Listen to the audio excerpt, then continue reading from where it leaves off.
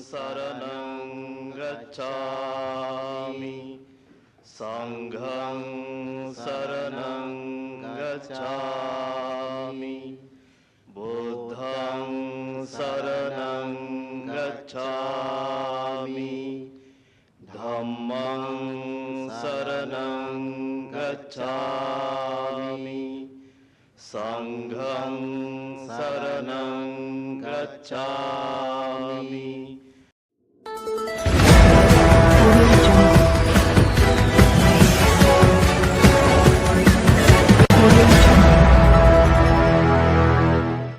नमो बुद्धाय। देवी और सज्जनों, आज एक बार फिर मुझे अंतर्राष्ट्रीय अभिधम्म दिवस के कार्यक्रम में शामिल होने का सौभाग्य मिला है। अभिधम्म दिवस हमें याद दिलाता है कि करुणा और सद्भावना से ही हम दुनिया को और बेहतर बना सकते हैं। इससे पहले 2021 में कुशीनगर में ऐसा ही आयोजन हुआ था। वहां उस आयोजन में भी मुझे शामिल होने का सौभाग्य मिला था और ये मेरा सौभाग्य है कि भगवान बुद्ध के साथ जुड़ाव की जो यात्रा मेरे जन्म के साथ ही शुरू हुई है, वो अनवरत जारी है। मेरा जन्म गुजरात के उस वडनगर में हुआ जो एक समय बौद्ध धर्म का महान केंद्र हुआ करता था।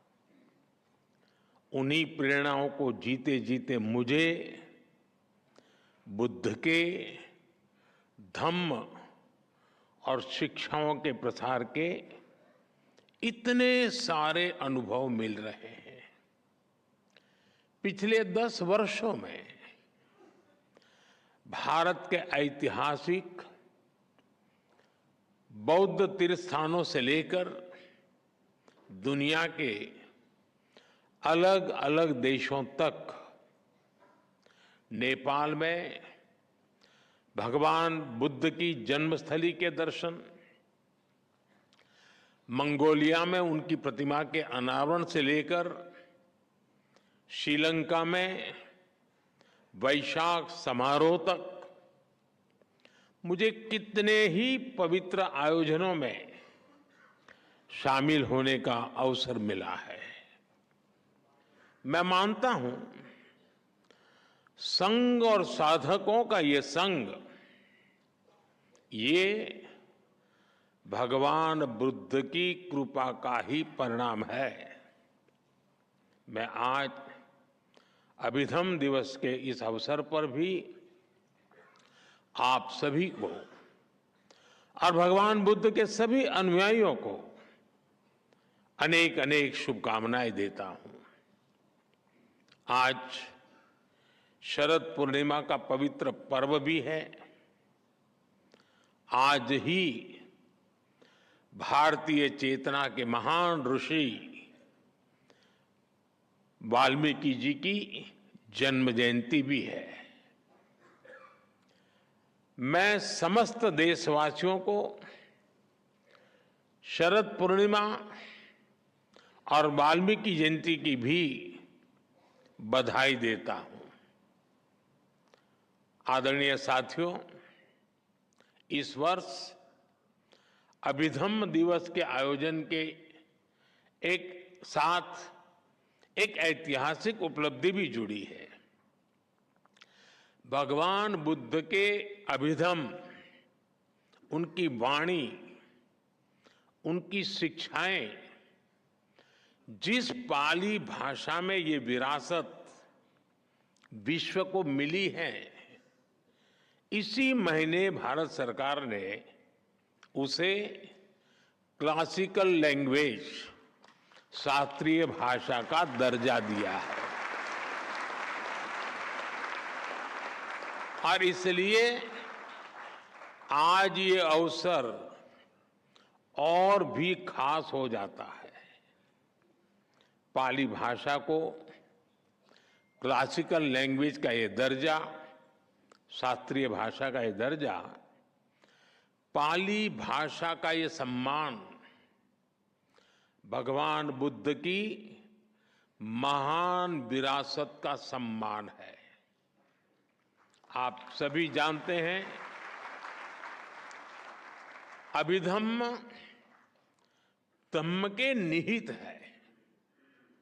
धम्म को, उसके मूल भाव को समझने के लिए पाली भाषा का ज्ञान आवश्यक है। धम्म यानी बुद्ध के संदेश, बुद्ध के सिद्धांत। धम्म यानी मानव के अस्तित्व से जुड़े सवालों का समाधान। धम्म यानी मानव मात्र के लिए शांति का मार्ग। धम्म यानी बुद्ध की सर्वकालिक शिक्षाएं। और धम्म यानी समूची मानवता के कल्याण का अटल आश्वासन। पूरा विश्व भगवान बुद्ध के धम्म से प्रकाश लेता रहा है।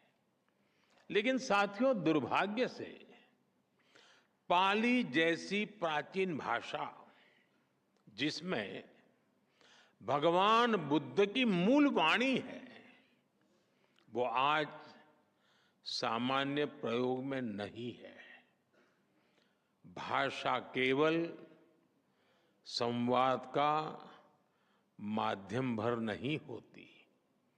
भाषा सभ्यता और संस्कृति की आत्मा होती है। हर भाषा से उसके मूल भाव जुड़े होते हैं। इसलिए भगवान बुद्ध की वाणी को उसके मूल भाव के साथ जीवंत रखने के लिए पाली को जीवंत रखना, ये हम सबकी जिम्मेदारी है।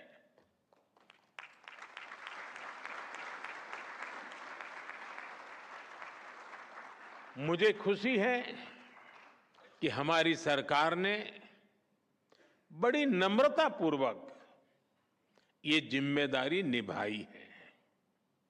भगवान बुद्ध के करोड़ों अनुयायियों को, उनकी लाखों भिक्षुकों की अपेक्षा को पूरा करने का हमारा नम्र प्रयास है। मैं इस महत्वपूर्ण निर्णय के लिए भी आप सबको बहुत बहुत बधाई देता हूं।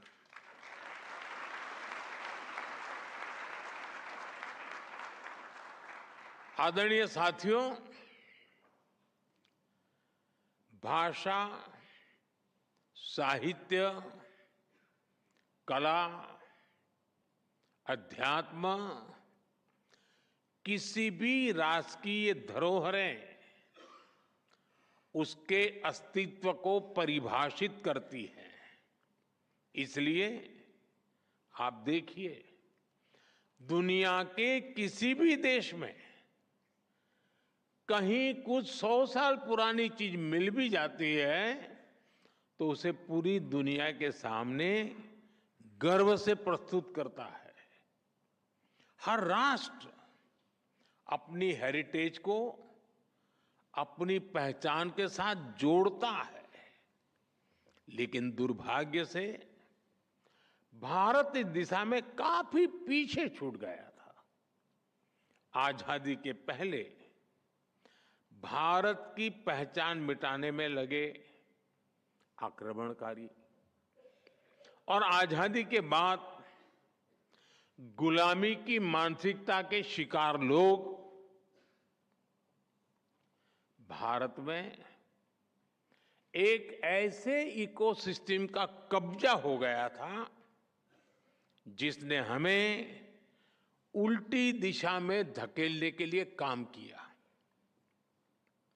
जो बुद्ध भारत की आत्मा में बसे हैं, आजादी के समय बुद्ध के जिन प्रतीकों को भारत के प्रतीक चिन्हों के तौर पर अंगीकार किया गया, बाद के दशकों में उन्हीं बुद्ध को भूलते चले गए। पाली भाषा को सही स्थान मिलने में 7 दशक ऐसे ही नहीं लगे। लेकिन साथियों, देश अब उस हीन भावना से मुक्त होकर आत्मसम्मान, आत्मविश्वास, आत्मगौरव के साथ आगे बढ़ रहा है। देश इसी बदौलत बड़े फैसले कर रहा है। इसलिए आज एक और पाली भाषा को शास्त्रीय भाषा, क्लासिकल लैंग्वेज का दर्जा मिलता है, तो साथ ही यही सम्मान मराठी भाषा को भी मिलता है।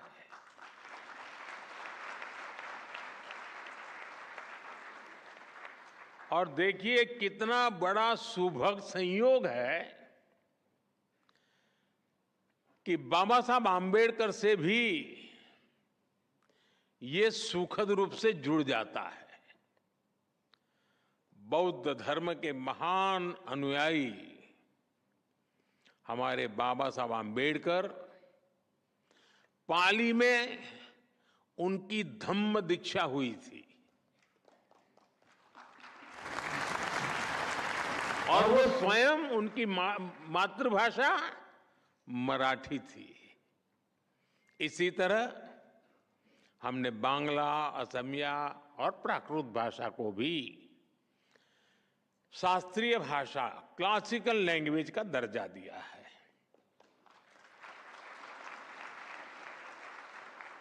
साथियों, भारत की ये भाषाएं ही हमारी विविधता को पोषित करती है। अतीत में हमारी हर भाषा ने राष्ट्र निर्माण में अहम भूमिका निभाई है। आज देश ने जो नई राष्ट्रीय शिक्षा नीति अपनाई है, वो भी इन भाषाओं के संरक्षण का माध्यम बन रही है। देश के युवाओं को जब से मातृभाषा में पढ़ाई का विकल्प मिला है, मातृभाषाएं और ज्यादा मजबूत हो रही है। साथियों, हमने अपने संकल्पों को पूरा करने के लिए लाल किले से पंच प्राण का विजन देश के सामने रखा है। पंच प्राण यानी विकसित भारत का निर्माण, गुलामी की मानसिकता से मुक्ति, देश की एकता, कर्तव्यों का पालन और अपनी विरासत पर गर्व। इसलिए आज भारत तेज विकास और समृद्ध विरासत के दोनों संकल्पों को एक साथ सिद्ध करने में जुटा हुआ है। भगवान बुद्ध से जुड़ी विरासत का संरक्षण इस अभियान की प्राथमिकता है। आप देखिए, हम भारत और नेपाल में भगवान बुद्ध से जुड़े स्थानों को बुद्ध सर्किट के रूप में विकसित कर रहे हैं। कुशीनगर में इंटरनेशनल एयरपोर्ट भी शुरू किया गया है। लुम्बिनी में India international centre for Buddhist culture and heritage का निर्माण हो रहा है। लुम्बिनी में ही बुद्धिस्ट यूनिवर्सिटी में हमने डॉक्टर बाबा साहब Ambedkar chair for Buddhist studies की स्थापना भी की है।